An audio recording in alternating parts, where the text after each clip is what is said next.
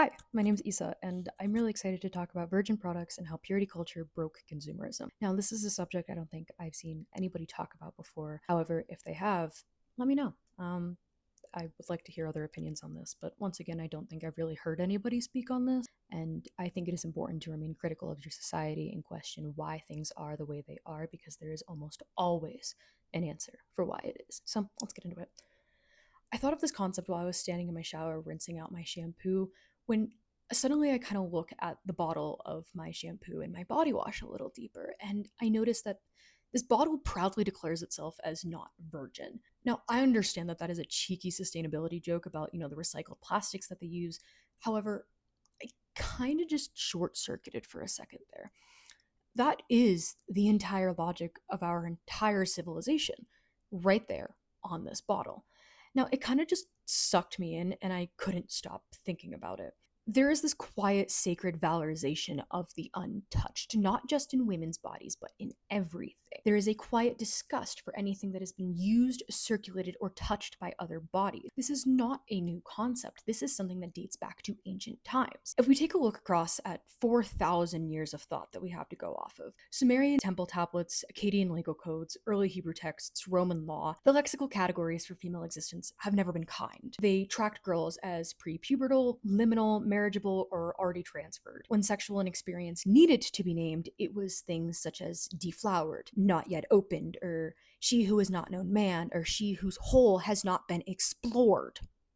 Incredibly dignifying concepts. Then the Romans gave us the Latin virgo. This is the direct ancestor of the word virgin. It carried this double valence, meaning both maiden and unwedded. It also was used just as equally to mean fresh or unused. This word was also used interchangeably when describing both a woman's sexual experience, but also things like bread, meat, or wine. The concept placed on women has always been rooted in disfigurement and being soiled or used by man. Yet, men never considered themselves dirty for being the ones to soil these women. The construct for men was never really about innocence or a moral absolute. It was about ownership, status, and control of reproductive capital. Men accumulated status through virgin brides because it guaranteed patrilineal certainty. Women, meanwhile, were conditioned into complicit surveillance of one another's bodies. The churches, your government, your friends, and your family, they may try to tell you that it is just a concept of innocence and saving yourself in morality. But the morality was born out of the idea that you should be clean until a man says that you no longer are.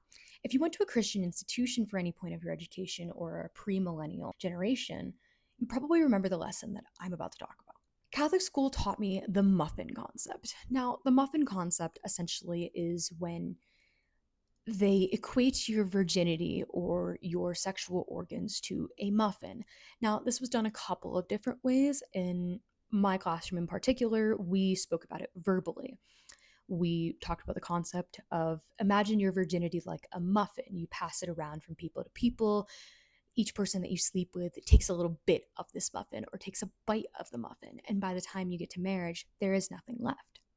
Some classrooms did a presentation in which they would pass around a muffin while speaking on this, and each student would take a bite, and then at the end it would be like, look, there's no more clean muffin. But what's the part that is left unsaid there?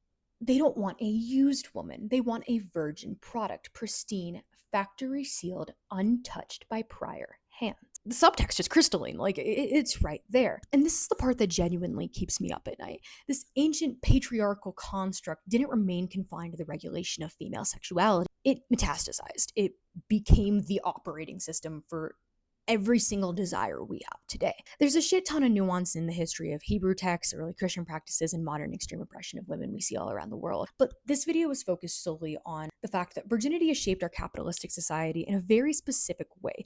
Truly, the concept of virginity shaped our entire world, but today it poses an interesting social construct alongside capitalism that I don't think I've heard anybody talk about. Capitalism didn't invent the idea in the worship of the untouched. However, it did industrialize it. It turned virginity into this generalized aesthetic and economic principle. We now demand that our commodities perform the same fantasy that women are forced to embody: new, pristine, unused, untouched by the labor and bodies that came before. This is why planned obsolescence doesn't just work functionally, it also works for us psychologically. We've been trained to experience that the used, the repaired, the recirculated as faintly disgusting, slightly shameful, and lower status. I really want to take a second and talk about the whole water bottle epidemic, because I think the water bottle life cycle that we've seen in the last 10 years really does a good job at highlighting what it is that I am talking about here. For how many water bottle companies that have gotten popular over the years, you'd think we would have stopped the demand by now. There is quite literally something for everybody on this market. But no, Bink is a popular brand right now for some fucking reason, and Bink is my Virgin Mary. Let's talk about it. After the craze of the Nalgene, we had the Hydro Flask, and I can give Hydro Flask credit where credit is due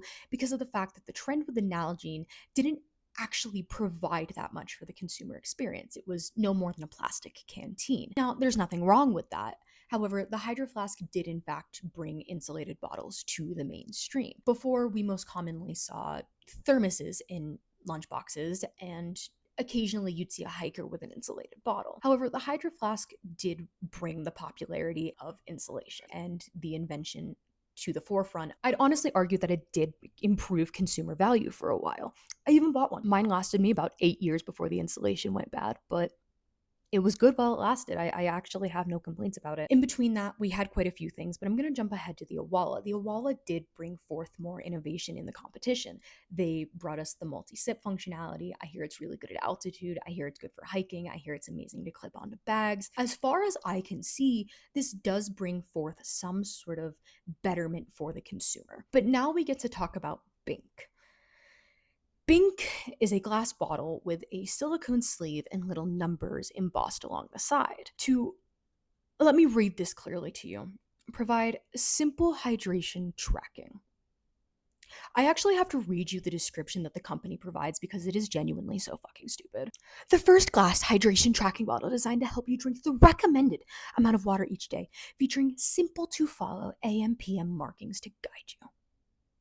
There is nothing new about this product. It took me less than 2 minutes to find products that existed prior to Bink that either works just as well or provides the exact same concept for a much cheaper price point. Every single one of these bottles claims to help you track hydration. However, these products only work as well for you as you work for it. The onus is still on the consumer to keep track of this.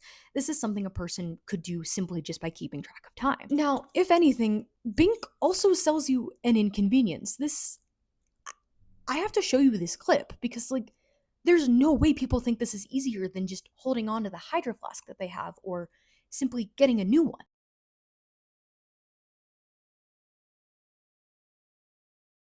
This is legitimately a mason jar with a silicone cover. They have you under fucking spells, people. Please listen to me. There is nothing remotely new about this. I can't think of anything revolutionary, except for the fact that you don't have it. This is a virgin product. I live in a major city. I have not seen Bink on shelves anywhere.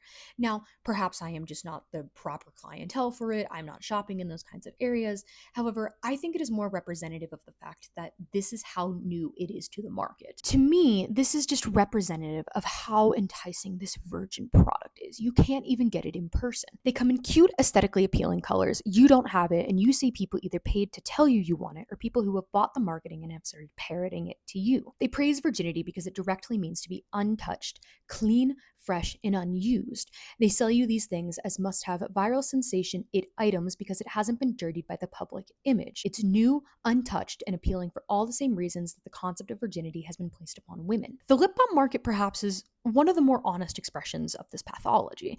There's functionally nothing in these luxury formulas. Shea, peptides, oils, hyaluronic acid that can be found in far cheaper alternatives. However, the differentiation is almost entirely semiotic. Packaging, narrative, limited drops, the fantasy clean girl lips that look like they've never been chapped or touched. We rebuy the prettier, more expensive version even though we know it's the same occlusion of chemistry. The ritual of acquiring a new, untouched tube feels better than continuing with the one that has already been debased by use. This ideology has been made material. I mentioned planned obsolescence, and I haven't quite touched on that. So how does planned obsolescence wrap into this? Now we get to talk about the phone market. Now, the phone market is probably one of the more clear cut, long time standing examples of this scenario. After a certain point, the incremental camera upgrades and processor bumps feel more like something that they just forced to happen rather than revolution or something new to the market. Yet every cycle, we're made to feel that our phone is dirty, less, slightly obsolete, and no longer desirable. The 2-year upgrade thing was not an accident. It was entirely manufactured even. When AT&T, T-Mobile, and Verizon introduced these 2-year plans, Apple, in particular, actually changed their manufacturing process to line up with these every 2-year plan release drops. Do you know how insane that is? It was right then and there that they decided that the lifespan on these phones would be 2 years. And it's only gotten worse as society has progressed. For me personally, I just bought the phone that I'm recording this on back in December 2024. It is now July of 2026, and I feel as if my phone has slowed down to a point where I will need a new one soon. But this wasn't how it always used to be. This is planned obsolescence working in real time. And somebody might argue that planned obsolescence is not actually a reflection of the virgin purity culture in our own consumer market, and that people, and especially producers, need consumers to continually buy their products. They're not going to make money by running out of us. And to that, I would say you are correct. However, I have to ask, how did they convince you to become okay with it? And that is where we go back to the virgin product. You see all of these people with the brand new iPhone and you think, wow, I want that. I need that. Look at that camera upgrade. Is it really even that different from what you already have? No, but you still feel pressured into buying it, and the company knows you will be. The company also knows that they can push out these updates that your personal hardware systems cannot handle, so you have to keep upgrading. And they know you'll enjoy doing it because, once again, we love opening that sealed plastic box and receiving our brand new virgin product. This is what truly infuriates me. A patriarchal framework designed to discipline female bodies and secure male lineage was never content there. It colonized, it reproduced, it secured itself across all domains. And far too many of us, women especially, have been conditioned into such complacency that we don't even notice that we're performing the same rituals of valuation on inanimate objects. We say we reject purity culture as a society, but then we chase the virgin drop. We say we want sustainability, and then we reject the recycled, the reused, and the touched. The cognitive dissonance is staggering. It is almost as if society is performative.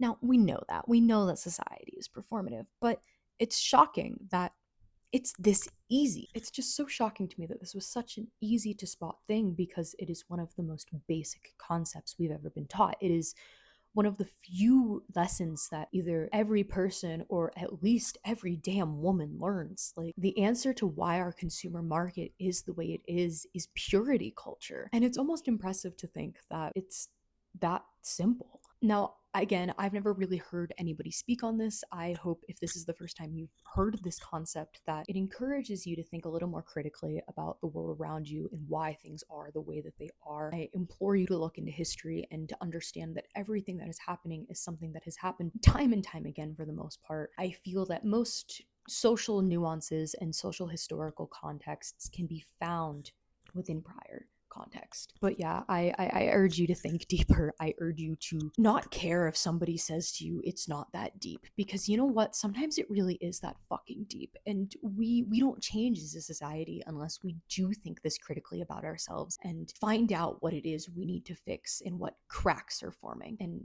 where these foundations need to be uplifted. So once again, thank you if you made it this far. It's been a pleasure to speak on it. I really have enjoyed thinking and writing and talking about this. So maybe one day I'll have more to say.